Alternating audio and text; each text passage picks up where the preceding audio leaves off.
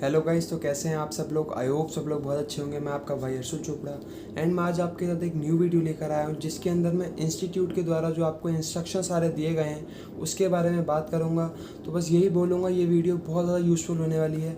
Because जितना exam में पढ़ के जाना ज़रूरी है, उतना ही ज़्यादा ज़रूरी है कि आप इंस्ट्रक्शंस भी जान के जाओ।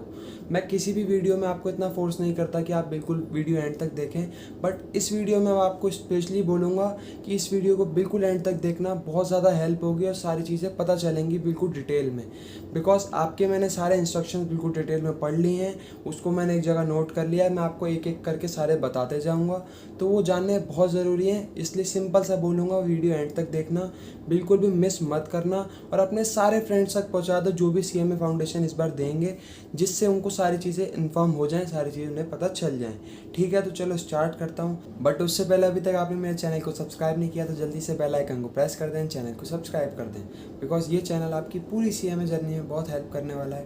तो फटाफट चैनल को सब्सक्राइब कर दीजिए। एंड सेकंड, अभी तक आपने मेरे टेलीग्राम ग्रुप को भी ज्वाइन नहीं किया तो मैंने उसका लिंक भी डिस्क्रिप्शन में दे रखा है, तो जल्दी से आप उसे भी ज्वाइन कर लें। बिकॉज उसके अंदर मैं आपके छोटे मोटे doubts hand to hand clear कर देता हूँ। तो चलो स्टार्ट करता हूँ। तो देखो, बात करता हूँ सबसे पहले इंस्ट्रक्शन की। जो पहला इंस्ट्रक्शन आपको जो मिला है इंस्टीट्यूट की तरफ से, वो ये है कि देखो, आपके एग्ज़ाम में कोई भी नेगेटिव मार्किंग नहीं है। मतलब कोई भी ऐसा नहीं होगा कि 4 क्वेश्चन गलत तो 1 क्वेश्चन गलत, ऐसा कुछ भी नहीं है। आप सारे क्वेश्चन अटैम्प्ट करना, कोई भी नेगेटिव मार्किंग नहीं है। एंड अब बात करूँ सेकंड पॉइंट की, तो ये है कि आपके हर एक पेपर में 50 क्वेश्चंस होंगे और हर एक क्वेश्चन 2 मार्क्स का होगा। कहने का मतलब ये है कि आपके 4 पेपर्स हैं ना, तो आपके चारों पेपर्स में 50-50 क्वेश्चंस होंगे और एक क्वेश्चन 2 मार्क्स का। तो एक पेपर के 100 मार्क्स हो गए टोटल, तो चारों पेपर के क्या हो गए 400 मार्क्स। ठीक है, तो ये याद रखना, एक पेपर में 50 क्वेश्चन ही आएंगे और आपको एक क्वेश्चन 2 मार्क्स का होगा।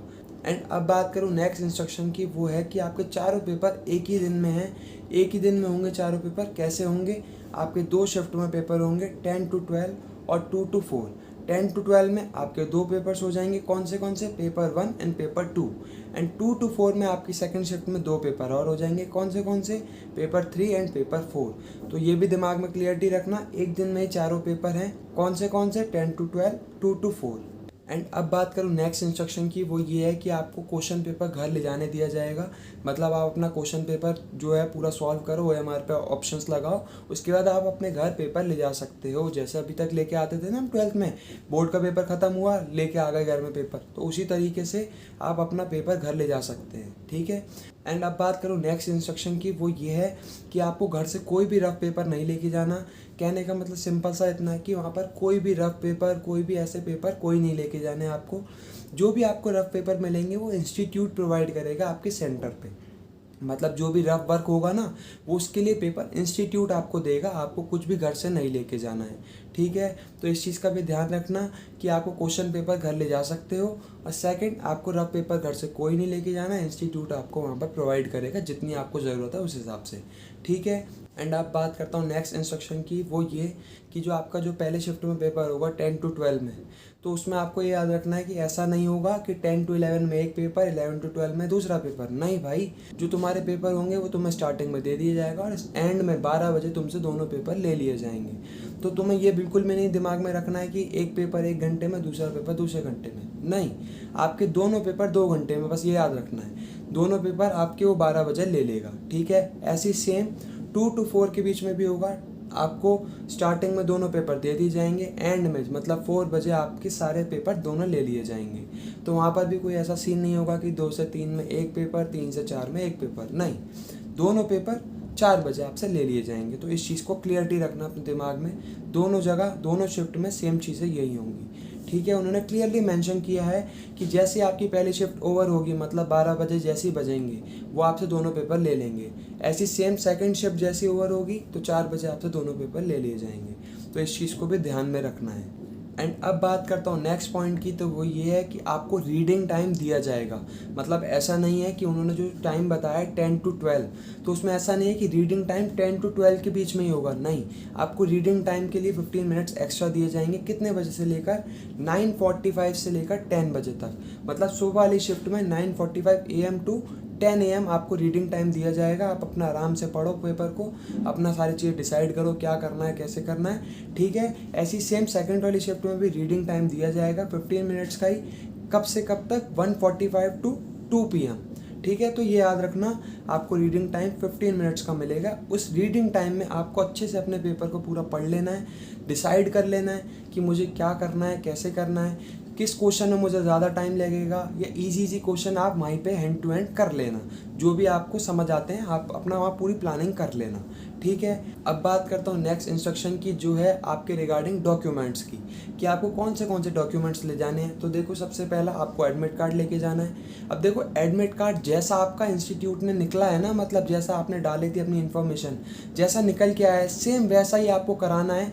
जितना भी बड़ा हो चाहे उतना ही सेम आपको निकलवाना है प्रिंट आउट। ठीक है, उसको सेम आपको प्रिंट आउट निकलवाना है एडमिट कार्ड का। सेकंड डॉक्यूमेंट आपको लगेगा आपका आधार कार्ड।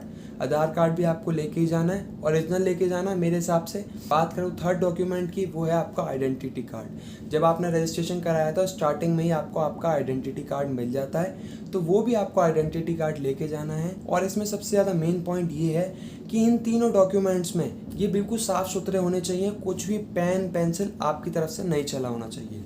मतलब कहने का मतलब जो है जैसा प्रिंट आउट निकला है सिर्फ वैसा ही होना चाहिए जो ओरिजिनल कॉपी का प्रिंट आउट निकला है। मतलब कहने का ये है कि आप ऊपर से उसमें कोई पेन पेंसिल ये सब चीज़ें नहीं चलाओगे, बिकॉज ये चलाओगे तो फिर वो डॉक्यूमेंट्स आपके लीगल नहीं माने जाएंगे, सही नहीं माने जाएंगे। तो उसमें क्लियरली मेंशन था कि उसमें आप कुछ भी ऊपर से नहीं चलाएंगे, जैसे वो हैं ओरिजिनल वैसे ही उसे रहने देंगे। तो इस चीज़ का भी आपको ध्यान रखना है।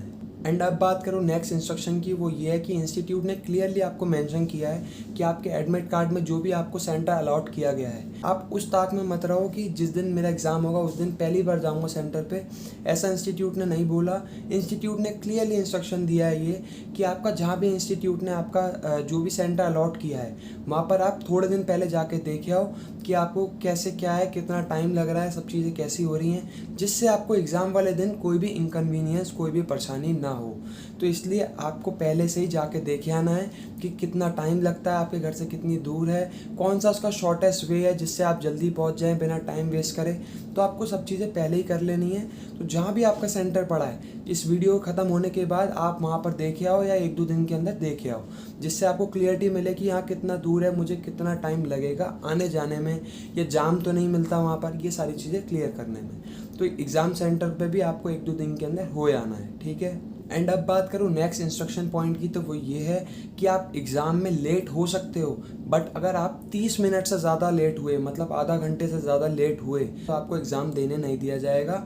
तो इसलिए बोल रहा हूँ बिल्कुल भी लेट नहीं होना है, बिकॉज अगर लेट हुए तो पहले तो रीडिंग वाला टाइम गया, दूसरा अगर आधे घंटे से 1 मिनट भी, मैं कह रहा हूँ आधे घंटे से 1 सेकंड भी अगर लेट हुए तो भी आपको पेपर नहीं देने दिया जाएगा। तो उन्होंने क्लियरली मेंशन किया है कि एग्ज़ाम स्टार्ट होने की अगर आप आधे घंटे तक पेपर में नहीं पहुँचते हैं या आधे घंटे से 1 मिनट भी ज़्यादा हो जाता है तो आपको आपका पेपर नहीं देने दिया जाएगा, फिर आपका पेपर वो कैंसिल। ठीक है, तो इसलिए टाइम से पहुंचना है, बिल्कुल भी लेट नहीं होना है। और अगर लेट हो भी जाते हो बाई चांस, जो होना नहीं है तुम्हें बिल्कुल भी भूल कर भी, बाई चांस हो भी जाते हो, 30 मिनट से ज़्यादा लेट नहीं होना, बिकॉज जैसे ही 30 मिनट से 1 मिनट भी ऊपर हुआ या हालांकि 1 सेकंड भी ऊपर हुआ तो पेपर नहीं देने दिया जाएगा। तो इस चीज़ का भी ध्यान रखना है, बिल्कुल टाइम से सेंटर पर पहुंचना है, जिससे प्रॉपर वो 15 मिनट का रीडिंग टाइम भी मिले और कोई भी पैनिक वाली सिचुएशन ना हो, सब चीज़ें एकदम आराम से चलें। एंड अब बात करूं आपके नेक्स्ट इंस्ट्रक्शन पॉइंट की, तो ये है कि अगर आपका एग्ज़ाम पहले टाइम से ख़त्म हो जा रहा है तो आपको घर नहीं जाने दिया जाएगा। घर आप जब ही जाओगे जब 12 बजेंगे पहले वाली शिफ्ट में, और सेकंड वाली शिफ्ट में 4 बजेंगे। तो उन्होंने क्लियरली मेंशन किया है कि आप कितना भी टाइम पहले अपना पेपर सॉल्व कर लें, आपको घर नहीं जाने दिया जाएगा। घर जब भी जाने दिया जाएगा जब सबका ओवर होगा, मतलब सुबह वाली शिफ्ट में 12 बजे और दोपहर वाली शिफ्ट में 4 बजे। तो पहले नहीं जा सकते घर। तो इसलिए पूरा टाइम को यूटिलाइज़ करना, आपको दिमाग में ही नहीं होना चाहिए कि यार मैं जल्दी कर लूँ जल्दी चले जाऊँ, कोई मतलब ही नहीं है, जाने ही नहीं दिया जाएगा।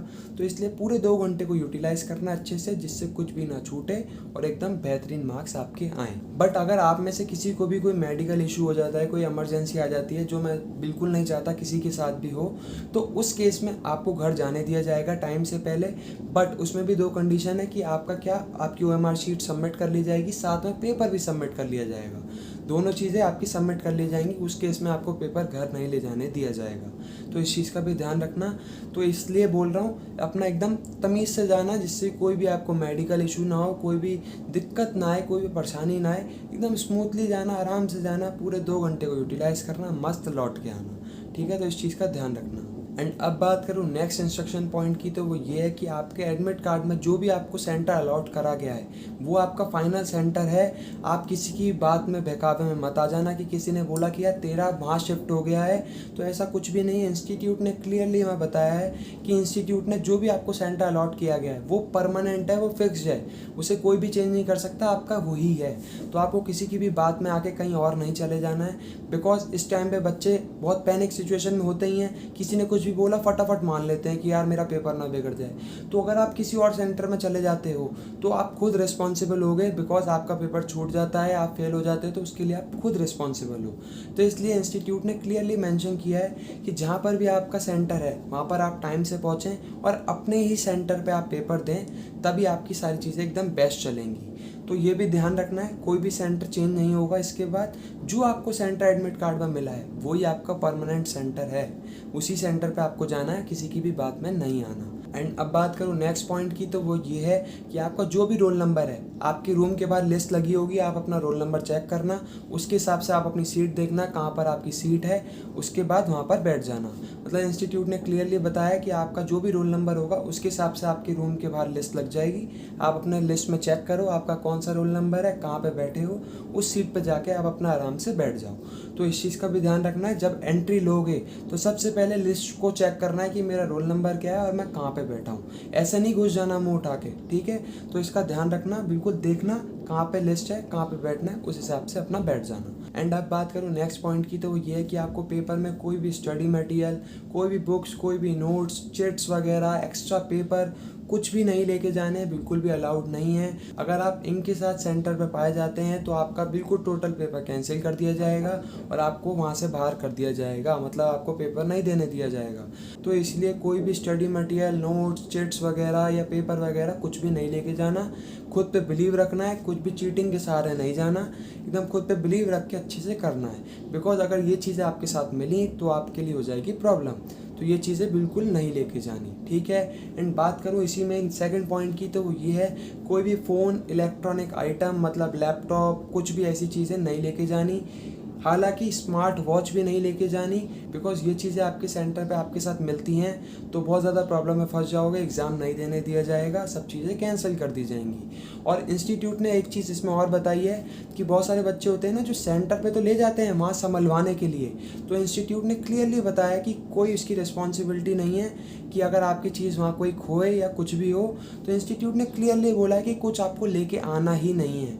अगर आप कुछ लेके आते हो या वहाँ पर किसी को भी सबमिट कराते हो तो इंस्टीट्यूट की कोई जिम्मेदारी नहीं है।